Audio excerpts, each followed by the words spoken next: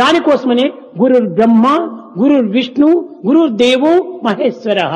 Therefore it is said, Guru is Brahma, దైవమే Vishnu and నిజమైన Shiva, గురువు. and God is the true Guru.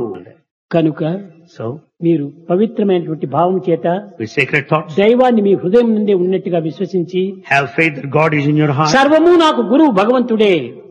God is my Guru. నిజమైనటువంటి వారు ఈ జగత్తులో ఎవరు లేరు. There's no other Guru. అందరికీ గురువు ఒక్కడే. There's only one Guru to ఒక్కొక్క everyone. వ్యక్తికి ఒక గురువు అని ఈ లోకంలో ఉండవచ్చును. Each one may call కానీ in his own అందరికీ way. గురువు అయినటువంటి వాడు దైవం ఒక్కడే. But the Guru of అన్ని Gurus is దేశంలో God. వారు కూడా దైవం ఒక్కడే. There's only one Guru to all people of all కానీ countries. ఆ దైవాన్ని అనేక పేర్లతో పిలవచ్చును. But we may call in different names. కానీ పేర్లు వేరు, రూపములు వేరు కావచ్చును. Names and forms are కానీ different. దైవం ఒక్కడే. But God is దైవం one. ఒక్కడే. God is one.